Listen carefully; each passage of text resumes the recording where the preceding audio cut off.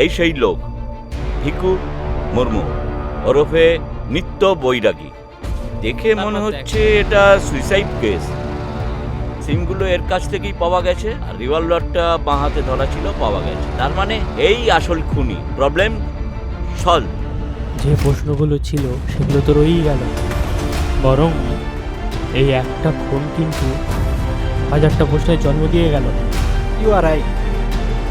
দেখুন, মাথার পিছনে চোট রয়েছে, তার মানে গুলি খাওয়ার পর লোকটা এই পাথরের উপর আছড়ে পড়েছে।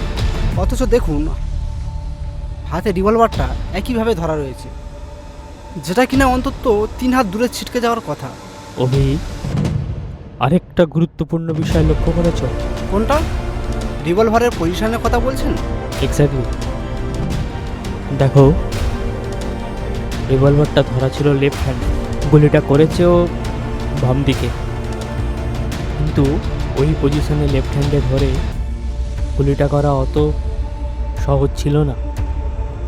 বরং ও রিভলভারটা ডান হাতে নিয়ে যদি গুলি চালাতো অনেক ইজি হতো। তার মানে এটা সুইসাইড কেস নয়, মার্ডার। বোঝাই যাচ্ছে একে খুন করা হয়েছে। এর পেছনেও কোনো বড় মাথা আছে। অর্থাৎ এটা উপলক্ষ মাত্র, প্রবলেম আনসলভড। ও মাই গড। বডিটা ইমিডিয়েটলি পোস্টমর্টমে পাঠিয়ে দিন। Yes sir. পোস্টমর্টম রিপোর্টটা হাতে পেলে পরিষ্কার বোঝা যাবে যে কেসটা কি, আর আমাদের অনুমান সত্যি।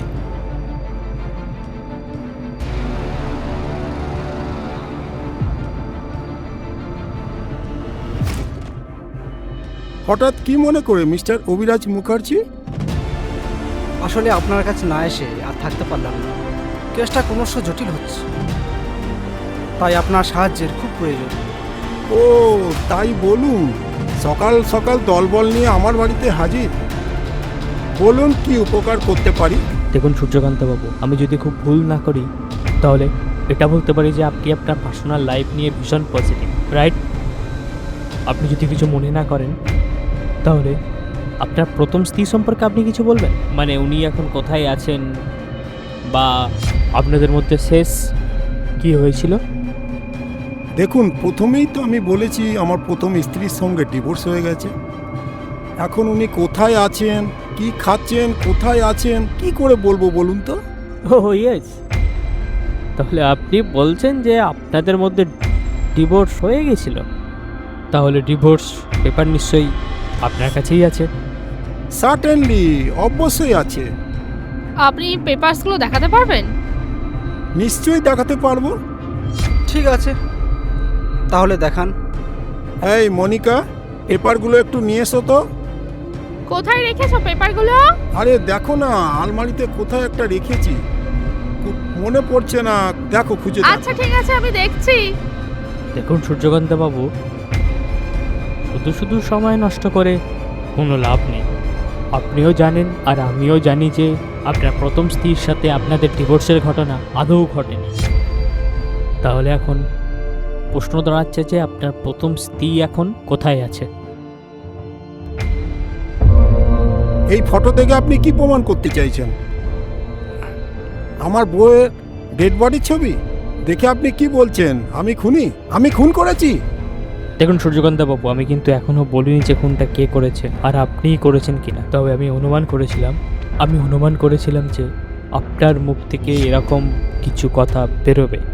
ছবিটা দেখে আপনি নিশ্চয়ই এটা বুঝতে পারছেন যে এই ঘরটা আপনারই, আর এই খাটটা আপনারই ঘরের খাট, আর যে ডেড বডিটা পড়ে আছে নিশ্চয়ই আপনার স্ত্রী। দেখুন, সত্যি বলছি, বিশ্বাস করুন, আমি আমার বউকে খুন করিনি, এটা আমাকে ফাঁসানো হচ্ছে।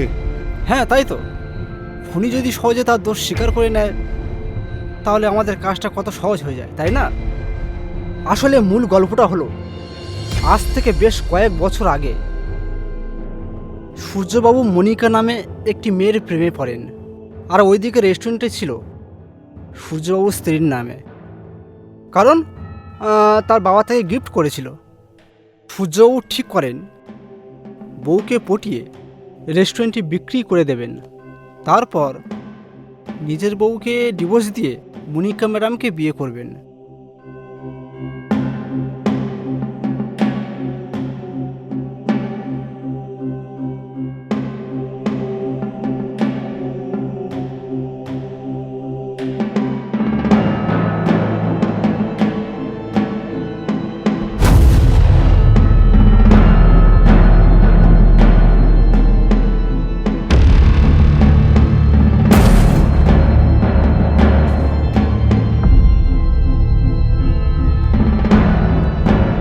কি আমি ঠিক বলছি তো mister Suryakanta Babu?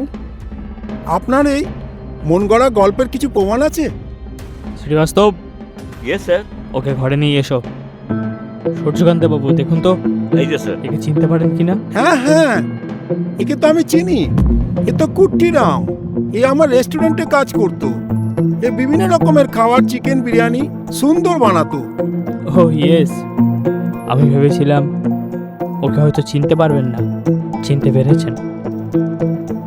By the way, আপনার কাছে যে ব্ল্যাকমেলিং ইমেলসগুলো আসতো সে এই কুট্টিরামই আপনাকে পাঠাবে। হ্যাঁ, এসব ঘটেছে একটা ছোট্ট ভুলের কারণে। এটাকে আপনার দুর্ভাগ্যও বলতে পারেন। সেই সময় আপনি রেগে গিয়ে রেস্টুরেন্টের স্টাফেদের বেতন দেওয়া বন্ধ করে দিলেন। আপনি এবং মনিকা দেবী যখন আপনার বউকে খুন করে লুকোচ্ছেন, ঠিক ওই দিনে ওই 5 জন বাবুর্চি তাদের বেতন নেওয়ার জন্য আপনার বাড়িতে আসে। বাইরে দারোয়ানের সাথে তাদের বচসা শুরু হয়।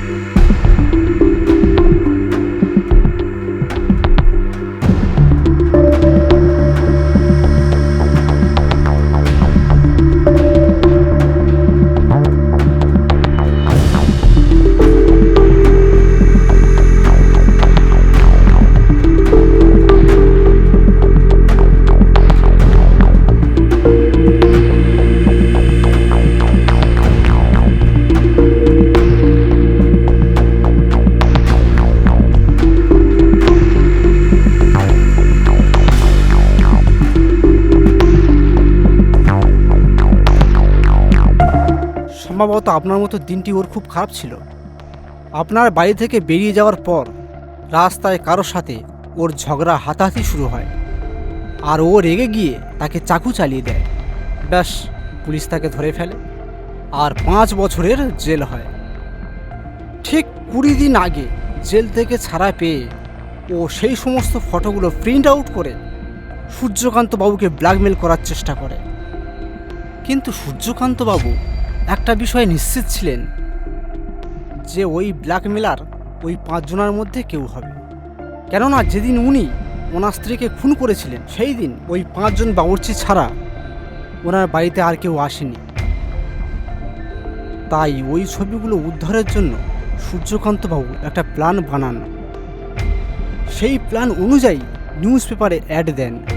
সেই অ্যাডের সুবাদে প্রচুর লোক অ্যাপ্লাই করতে থাকে, যার মধ্যে ওই 5 জন বাবুর্চি ছিল।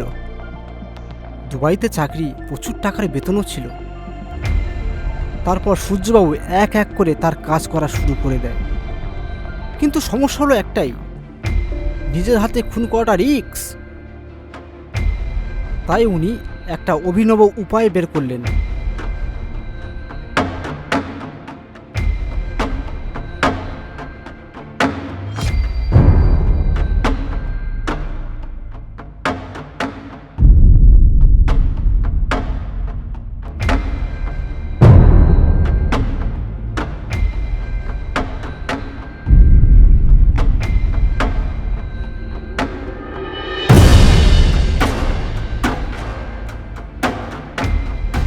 কিন্তু সূর্যবাবুর উদ্দেশ্য ছিল যে নিজের কার্যসিদ্ধির পর ভিকু মুর্মুকে মেরে ফেলবেন। সাপও মরল, অথচ লাঠিও ভাঙল না। সত্যি কি অসাধারণ প্ল্যান! শেষমেশ পুলিশের তৎপরতায় আর ভিকু মুর্মুর নির্বুদ্ধিতার কারণে আপনার মাস্টার প্ল্যান ব্যর্থ হলো মিস্টার সূর্যকান্ত বাবু। সুতরাং সূর্যবাবু হলেন প্রকৃত খুনি। তাই স্যার, খুনিও আপনার সামনে আর ব্ল্যাকমেলার কুট্টিরামও আপনার সামনে। আমার ডিউটি শেষ, আর আপনার ডিউটি শুরু। সূর্যকান্ত বাবু, ইউ আর আন্ডার অ্যারেস্ট।